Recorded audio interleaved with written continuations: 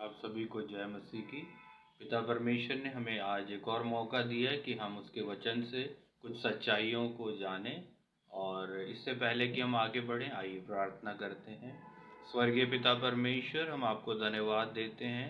ये अवसर आपने हमारे जीवन में दिया कि हम आपके वचन से सीखें और जानें।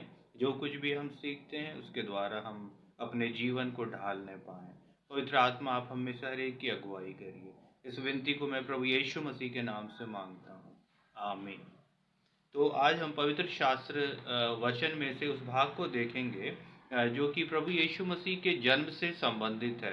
और प्रभु यीशु मसीह के जन्म के समय कई अद्भुत घटनाएं घटित हुई, और उनमें से एक घटना ये थी कि प्रभु यीशु मसीह का जन्म एक कुंवारी स्त्री से हुआ। और इसके विषय में पवित्र शास्त्र में एक भविष्यवाणी यशायाह नबी की पुस्तक में हम पाते हैं, जहाँ पर ये लिखा है कि एक कुंवारी गर्भवती होगी और एक पुत्र को जन्म देगी और उसका नाम वो इमैनुअल रखेगी, जो हम यशायाह के 7 अध्याय उसके 14 पद में हम पढ़ते हैं। फिर हम देखते हैं कि ये भविष्यवाणी हम नए नियम में देखते हैं ये पूरी हुई। और अगर हम लूका रचित सुसमाचार उसका पहला अध्याय 26 और 27 पद को देखें तो लिखा है, 6वें महीने में परमेश्वर की ओर से जिब्राइल स्वर्गदूत गलील के नासरत नगर में एक कुंवारी के पास भेजा गया, जिसकी मंगनी यूसुफ नामक दाऊद के घराने के एक पुरुष से हुई थी। उस कुंवारी का नाम मरियम था। तो हम देखते हैं वो कुंवारी स्त्री जिसके विषय में भविष्यवाणी हुई थी और हम नए नियम में पाते हैं उसका नाम मरियम था।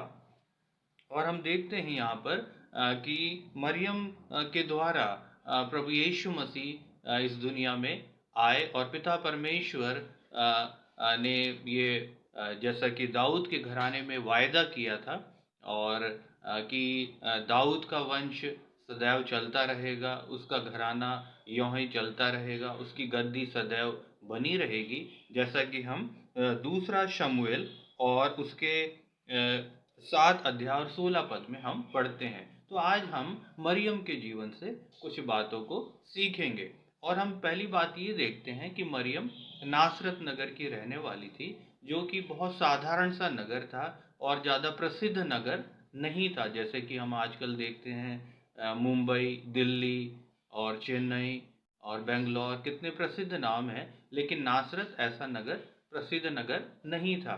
दूसरी बात हम देखते हैं कि मरियम एक साधारण परिवार से थी, और उसके परिवार के लोग ज़्यादा पैसे वाले नहीं थे, धनी नहीं थे, और परमेश्वर ने मरियम को उस परिवार में से चुन लिया।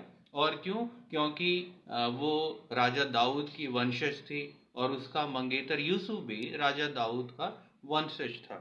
और हम देखते हैं कि यहाँ पर मरियम के जीवन में कि वो परमेश्वर के भय में अपने जीवन को बिताती थी, परमेश्वर के प्रति वो आज्ञाकारी थी, और परमेश्वर के प्रति विश्वास योग्य थी। इसीलिए जब जिब्राइल स्वर्गदूत ने प्रभु यीशु मसीह के जन्म के संदेश को उसको दिया, तो उसने फिर बाद में यही कहा कि मैं परमेश्वर की दासी हूँ, मैं प्रभु की दासी हूँ, और मुझे तेरे वचन के अनुसार हो। तो यहाँ हम देखते हैं कि वो परमेश्वर के वचन को पालन करने वाली स्त्री थी। तो हम यहाँ देखते हैं कि परमेश्वर हमारे जीवन से विश्वास योग्यता को चाहता है। वो चाहता है कि हम उसके प्रति आज्ञाकारी बने रहें। और यदि आप भी चाहते हैं कि परमेश्वर आपको अपनी सेवा के लिए, अपनी महिमा के लिए इस्तेमाल करे, तो हम मरियम के जीवन से सीखते हैं कि हमें आज्ञाकारी बने रहना है और उसके प्रति, परमेश्वर के प्रति विश्वास योग्य बने रहना है। और परमेश्वर के वचन में जो उसकी आज्ञाएं हैं वो हम बाइबल में हम पाते हैं। तो यदि हमारे पास बहुत बड़ी डिग्रियां ना भी हो तो भी हम परमेश्वर की सेवा कर सकते हैं। एक और चीज़ जो अगर हम देखें मरियम के जीवन से, तो जब स्वर्गदूत ने उसको संदेश दिया तो वचन में लिखा है कि मरियम भयभीत हो गई, वो डर गई। तो यहाँ पर इस विषय को हम देखेंगे कि मरियम क्यों भयभीत हो गई। और मरियम इसलिए भयभीत हो गई क्योंकि एक उस समय मरियम का विवाह नहीं हुआ था। उसकी मंगनी यूसुफ के साथ हुई थी, पर विवाह नहीं हुआ था। और एक अविवाहित स्त्री का गर्भवती होना बड़े अपमान की बात समझी जाती है। और मरियम को ये सब उसने सोचा कि अगर ऐसा होगा तो लोग क्या कहेंगे, लोग बातें बनाएंगे, उसकी खुद की सहेलियां बातें बनाएंगी, और यहाँ तक कि यूसुफ ने तो लगभग उसको त्याग देने का विचार कर लिया था। अगर हम मत्ती के पहले अध्याय के 19वें पद में पढ़ें तो वहां पर यूसुफ ने ये निर्णय ले लिया था कि वो चुपके से मरियम को त्याग देगा। तो ये सारी चीजें मरियम के मन में आई, उसके मन में विचार आया, और तो इस प्रकार हम देखते हैं कि मरियम को कितना अपमान सहना पड़ा और कितनी निराशा और कष्ट झेलना पड़ा।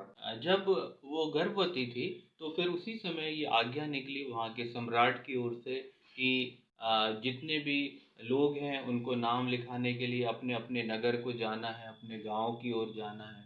तो मरियम और यूसुफ को नासरत नगर से बैतलहम की ओर जाना पड़ा और बहुत लंबी दूरी तय करनी पड़ी।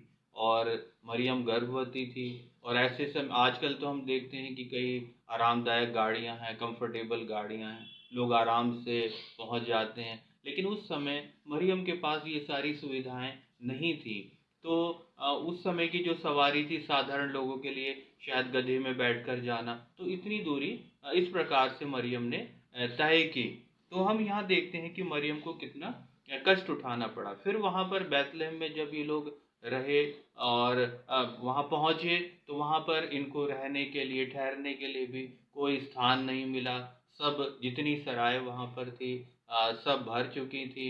और फिर हम देखते हैं वहीं पर मरियम ने प्रभु यीशु मसीह को जन्म दिया, और फिर उनको कपड़े में लपेट कर चरनी में रखा गया। तो ऐसी परिस्थितियां प्रभु यीशु मसीह के जन्म के समय हुई और घटित हुई। सिर्फ इतना ही नहीं, जब राजा हेरोदेस को मालूम हुआ कि राजा यीशु का जन्म हुआ है तो उसने चाहा कि प्रभु यीशु मसीह को मरवा डाले। तो उससे बचने के लिए मरियम को और यूसुफ को प्रभु यीशु मसीह को लेके मिस्र देश की ओर भागना पड़ा। फिर हम देखते हैं कि ये सारी परेशानियां मरियम ने सही। तो हम क्या इस बात को यहाँ पर सीखते हैं कि प्रभु यीशु मसीह को इस दुनिया में लाने के लिए मरियम ने इतना कष्ट सहा, इतना परेशानियां झेली।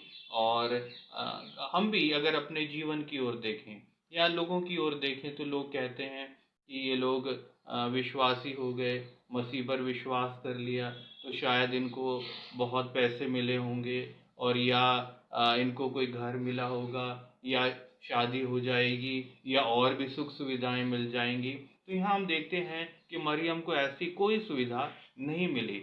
और हम देखते हैं कि प्रभु यीशु मसीह जो कि पूरी दुनिया का सृष्टि करता है, वो जब इस दुनिया में मनुष्य बनकर आया तो कैसी परिस्थितियां यहाँ पर हम देखते हैं। और मरियम को कोई ऐसी सुविधा नहीं मिली। हम देखते हैं तो सच्चाई ये है कि जब हम विश्वास में आते हैं तो कोई ऐसी दुनियावी सुविधा मनुष्य को नहीं मिलती है। और लेकिन जो बात है, जो बातें, जो फायदा जो मिलता है वो अनंत जीवन मिलता है, वो उद्धार मिलता है, और वो अंधकार से छुटकारा मिलता है। और कई बार लोग कहते हैं कि यदि हम परमेश्वर की सेवा करें तो हमें क्या मिलेगा।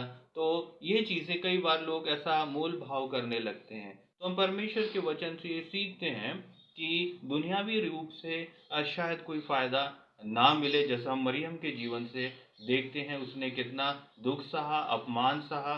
हो सकता है हमें भी हमारे मसीह जीवन में दुख सहना पड़े, अपमान सहना पड़े, लेकिन हमें इन बातों से घबराना नहीं है, क्योंकि हमारा प्रतिफल स्वर्ग में है, परमेश्वर की ओर से मिलेगा। हम मरियम के समान परमेश्वर के प्रति विश्वास योग्य बने रहें।